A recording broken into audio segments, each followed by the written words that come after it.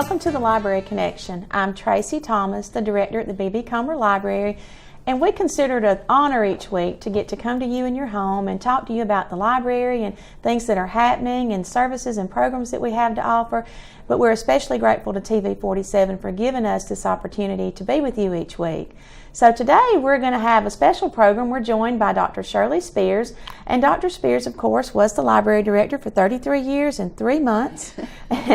And she's with us today because we're excited. We always like talking about our Library Foundation. And the Library Foundation, which you're going to hear more about in just a few minutes, they say, you know, behind every man there's a good woman, behind every organization there's another good organization. So I feel that way about our Library Foundation.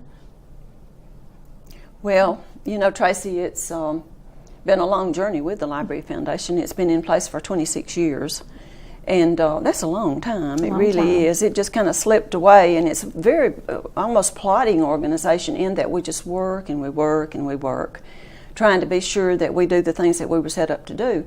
But I like to look back to the beginning and to think about those wonderful people that were there, like Jean Gann and Harry Brown and Margaret Brown and Donna Dickey, and just so many wonderful people that were there. And the library board actually brought about the foundation. And we tapped on the shoulder, we called it, about 15 people from the community. We hit retail, we hit business, we hit industry, we hit nonprofits, we hit education. And we asked people that we thought were interested in the community and interested in the library to join us in trying to help make a good library better, even to make a good library great. And I think we've had really good results over the years with that, with those people helping us over the years. We had a very simple agenda, and the first thing on it was not raising money. It was promoting the use of the library. Come out and use these books, use this facility, talk to this staff. And we asked that board to talk about the goodness of the library, the effectiveness, and how we make a difference in people's lives. And so the people that we got were awfully good people to do it. You know, you've got people like Priscilla Cleveland and Laura Campbell and June Atkinson, and the list just goes on of people back then. And so we asked them to do that first, learn about the library. I promised them that I would send them information, I'd send them newspaper articles, I'd send them all kind of information so they knew what we were doing. Then they were, of course, to help us raise funds. That first, I guess 5 years, we would brainstorm, and they would call people, they would send notes, they'd write thank you notes. We did all the things that you do to raise money as standard procedure. And then the third thing we were to do is make grants to the library. And that, when you do that, of course, you had to work with the staff and the director and find out what does this library need to make it more effective, because Foundation Board wouldn't know that. But a director and a staff would know, well, we need more books, or we need some money for performers. But overall, behind all that was the great need to have a better facility, cosmetically, to enlarge that facility so that we could do big programming for children and adults. So that was a big thing, that was a big goal all those years. It was way out there that we always had our mind on that. And then, of course, the fourth thing was to be accountable, to be sure that we stayed legal. We did things the way we were supposed to. We were accountable to people. We were able to tell them what we did with their money. But remembering that the B.B. Comer Memorial Public Library Foundation just has one purpose, and that is to help the Comer Library, to help secure funds for materials, for facility, for services, for all those things. So I like to look back and think about who put it together, how did it work, what kind of work did we do. It's a great memory for me. So when you came back to work last August, I asked you to think about what you could see and know that the foundation had done that made a difference in our library over the years, because you had been there for then about 15 years. So I thought that was a good thing that you did, showing those pictures, Tracy, and that's what I ask you to do today. So without talking more about how the foundation was formed, Tracy's going to tell us a little bit about some of the things, the wonderful things that money has done down through the years. And then before we get away, I'll tell you how you can be a part of it or continue to be a part of it. So Tracy, thank you. Dr. Spears. Thank you. And you know, I came to work at the library in '93, and so I'd had that much perspective on where we've come, what we've done. And so looking back, we were laughing, thinking, you know, when I first came to work there, we used to hand stamp all the cards in the old charger system, and everything was done manually, and there have been so many things that have changed through the years. So we're going to start by showing you a few pictures, and the first one we're going to put up is we're going to show you what our adult programming used to look like at the library.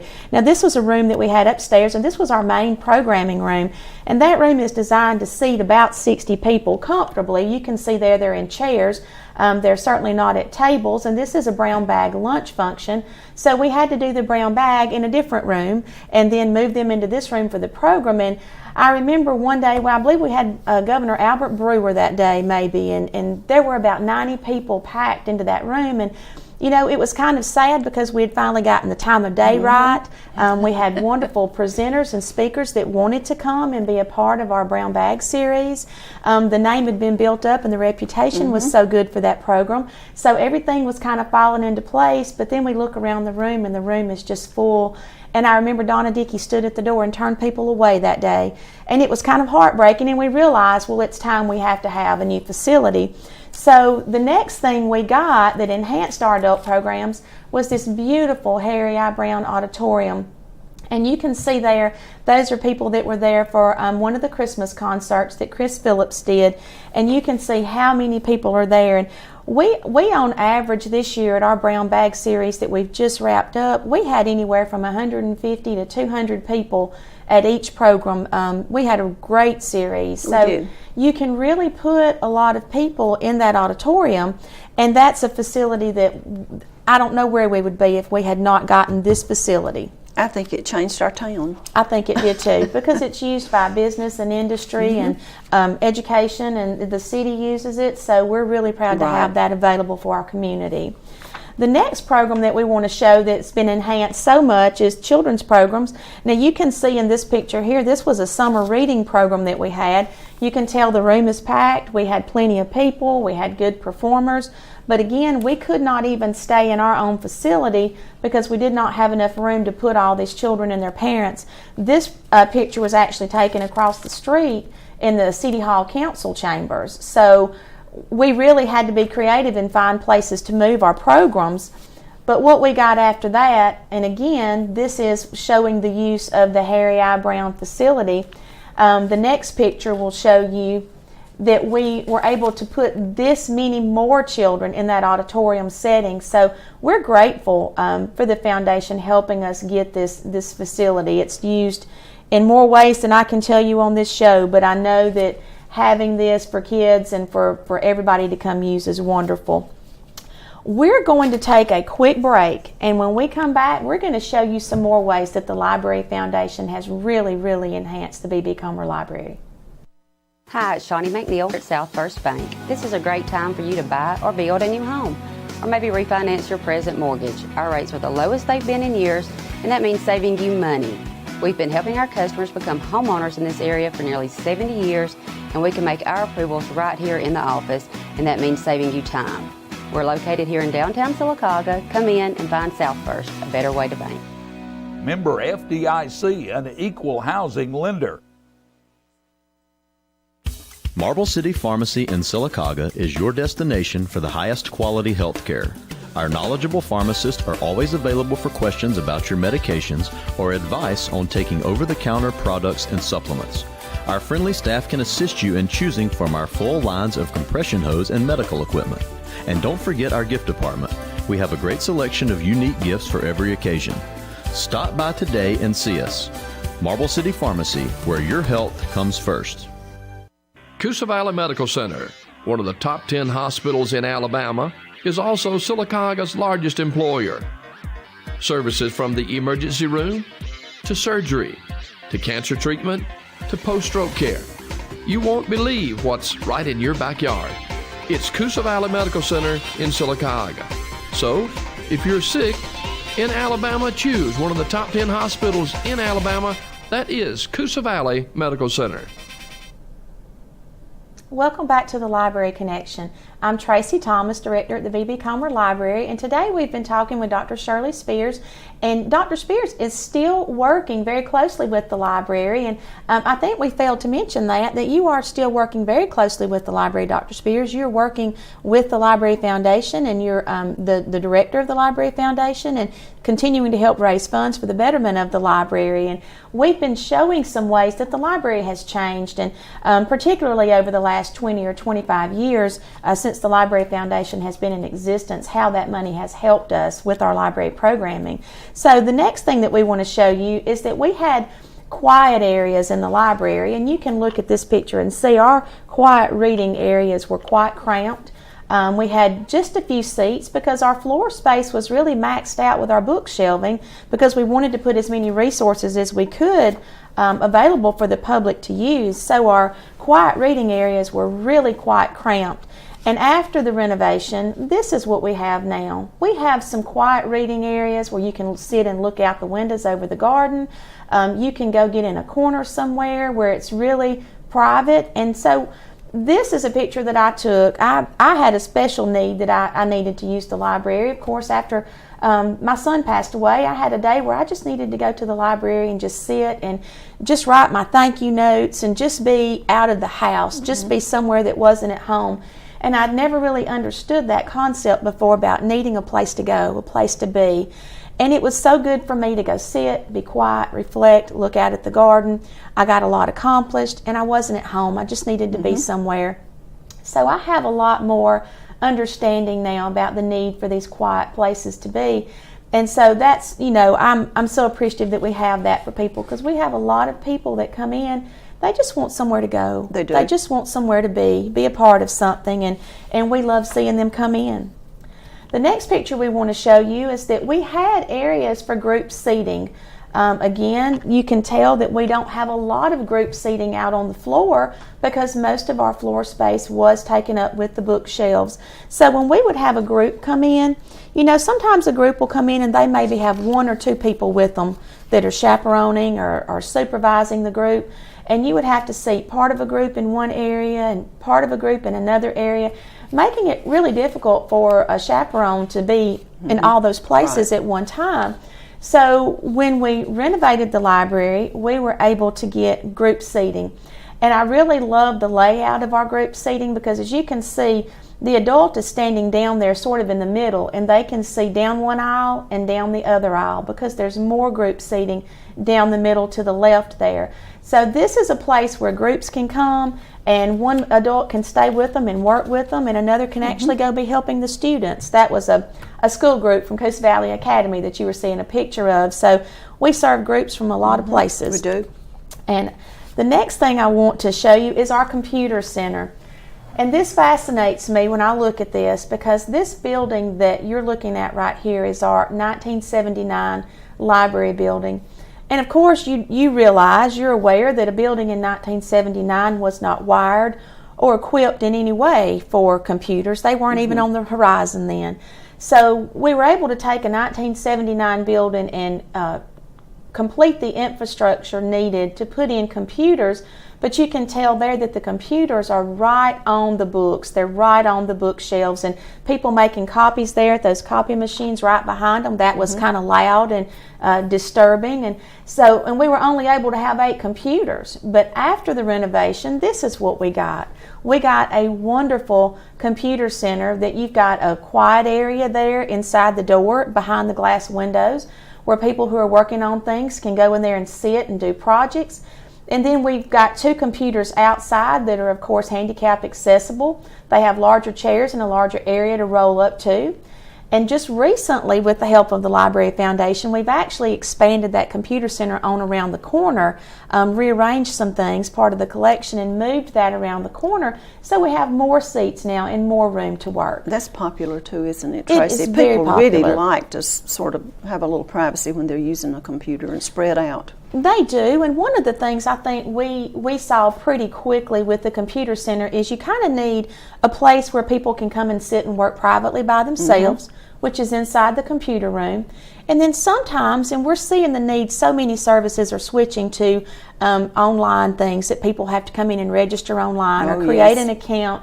A lot of those services have gone to the computer, and we have a lot of people that don't know how to use the computer, and so they bring somebody with them to the library. Or a maybe staff member or a helps. staff member goes and sits to help, and maybe they bring a grandchild with them, that's old enough that can go over there and help them get logged in or registered or pull their email up. So we felt like giving computer users a little bit more room was great. beneficial, and so we appreciate the foundation for that, helping us get that project taken care of.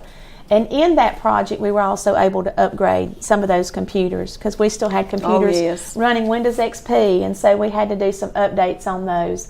The next area I want to show you that we've really seen has really made an impact is areas to entertain. You can look at these pictures and you can tell that whenever we had a special occasion and we had, a foundation event and we wanted to honor somebody with their plaque, their fellow.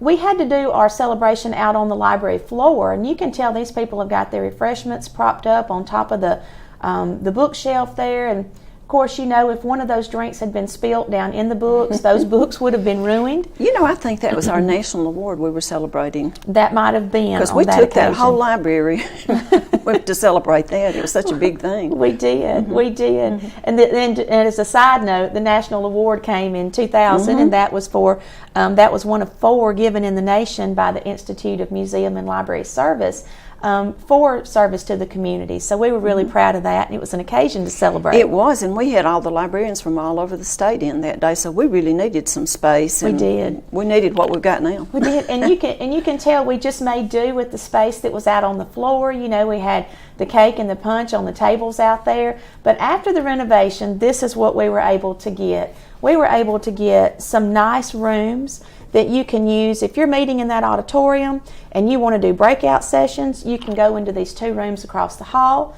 If you're having a function that requires food, as we often do, we often have different types of celebrations, you can see that this is the high tower room, and it's just set up beautifully, and it accommodates a really large crowd of people. So having an area that you can, make memorable occasions out of your library programs that you do is a wonderful thing. It is, it really is. It helps. One thing that we've always been so proud of and we wanted for so long was a used bookstore, because I remember Donna Dickey saying, I wish that everybody could have books in their house. I wish all children had access to books in the home. But we know realistically everybody can't afford new books for their kids, and so we have a lot of donations that come through, and we will put those used books out for sale. And you can see in this picture right here, that one cart of books and that one table behind you there was our used bookstore. That's where we sold donations that came in, things that we thought people might like to have in their home. And that was our bookstore. And when we got ready to do the renovation, I remember Donna Dickey saying it would be so nice if we had a place where people could come in and buy some books, for a quarter to take home to their house and have some reading materials in their home. And this room right here, it gets so much traffic. There's just people in that room all day long, going in there and looking at books. They'll sit down in there. They love it. They do. I was in there just Friday looking around at the lighting and taking a look at some things, and I heard somebody over there, and there was a gentleman nestled over in the corner in a chair just looking at used magazines. And you never know what we're going to get. We've gotten some really interesting... Oh, yes, we do. We've gotten some really interesting titles that may be things that maybe we wouldn't add to the collection, but they've come through the library via the used bookstore. So we're really, really proud to have that area in the library as well. We're going to take another quick break, and when we come back, we're going to show you some more ways the library has changed because of the generosity of the Library Foundation. Looking for a great pre-owned car or truck? Come visit the Collins family at Stop and Shop Auto Sales. Owned and operated by Bobby and Anderson since 1996, and now with the newest member of the team, George Collins. We specialize in quality trucks from Ford and Chevy, and also carry a variety of dependable cars and SUVs. All of our vehicles are professionally serviced and checked for safety and reliability. So come see us today in Sylacauga at 230 West 1st Street, or call 256-249-0322. In Alabama, there are 2 things we take serious: football and and barbecue. And at August Barbecue, we take our business serious. Our meat is smoked daily to give you the freshest and best quality. Ask about our daily vegetable specials. And don't forget about our beef brisket, served up every Thursday and Friday. We have a great outdoor seating area to enjoy the best live music around every Thursday, Friday, and Saturday night. Great service, great atmosphere, and great food. August Barbecue. You can taste the difference. CallTheShield.com is the solution to pest and termite problems. APS shields your home from termite infestation, unwanted pests, mold and water intrusion, sagging floors, and unhealthy lawns. Visit CallTheShield.com to schedule your free evaluation. That's CallTheShield.com to schedule your free evaluation. Alabama Professional Services. Protection for your home.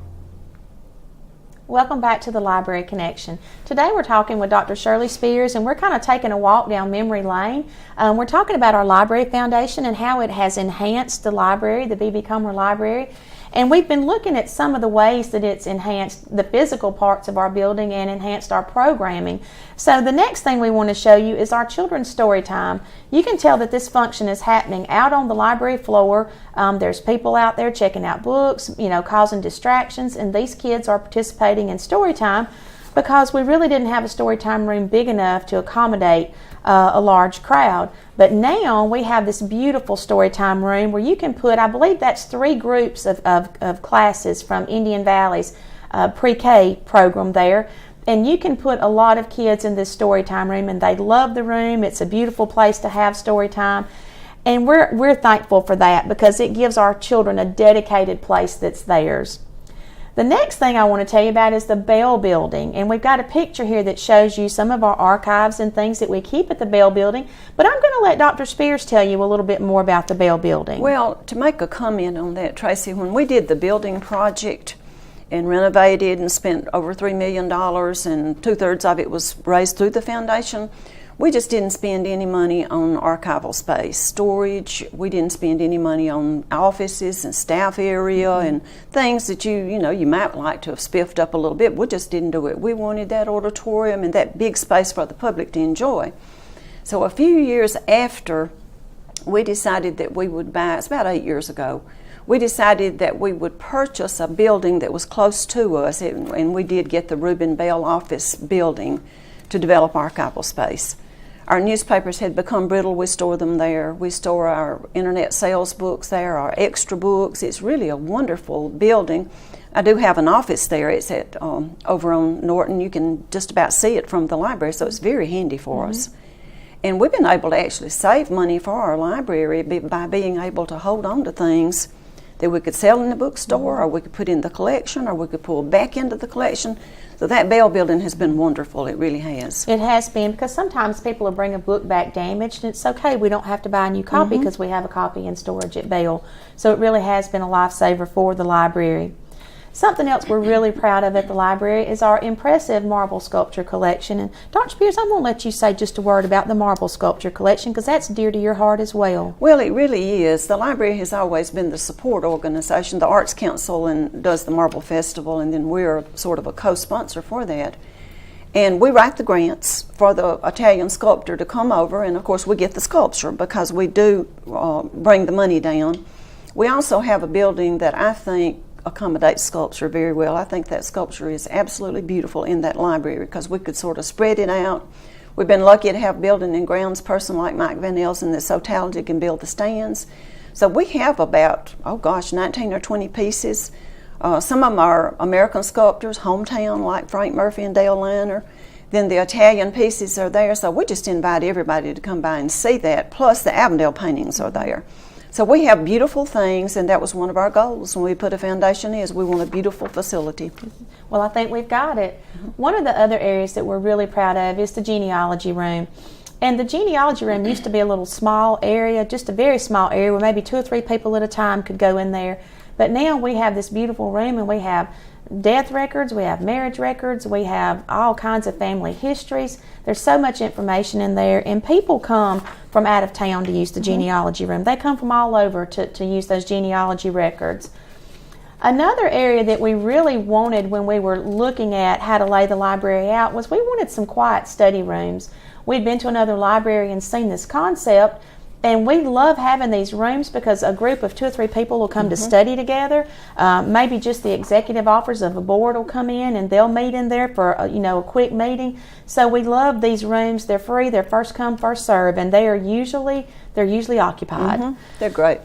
So another thing that we really wanted was we wanted the grounds of the library to have a special green space, and we wanted a garden. And so Mr. Harry Brown wanted to do that garden in memory of Miss Brown, and this was his baby. He loved this garden, and we're very, very proud of it because it's just a beautiful space. It's behind the library, and if you sit at those back windows, you can look out there and you can just see. It's just beautiful for quiet reflection. Then the last picture we want to show you is just a picture that shows you where the library came from, back from the 1939 building all the way up to where we are now.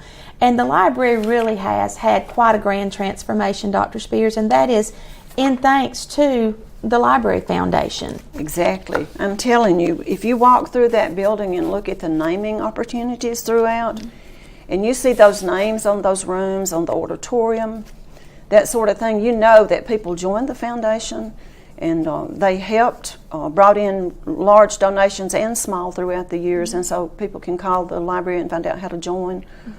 They can call me at 404-9429, or it's just easy to join and to be a part of something this grand. It's wonderful, and I want to say too, we've just got a couple of minutes before we go. I want to say that the money was raised privately, and you mentioned that, you touched on it, but the money for the library renovation was raised, 2/3 of that money was raised privately through the foundation. And I think that's such a testament to our community that this is what people wanted, and they were willing to give, and they wanted to be a part of something like this. It took 12 years because it was big money, for a small town it was big money. And it took a while, but it was worth it. It really was. It has been so worth it. We've been back in for 14 years, December the 1st. And I think it was life-changing for our community and then for the area. We serve parts of 4 counties. We have a broad service area. And one more thing that I'd like to plug before we go away is our Christmas concert that's coming up. Oh, good, yes. Everybody knows that Chris Phillips does the most wonderful Christmas concert. He does. And it's just a special time. Chris will be here, and Robin Lewis will be playing and accompanying him. People love to see that duo together.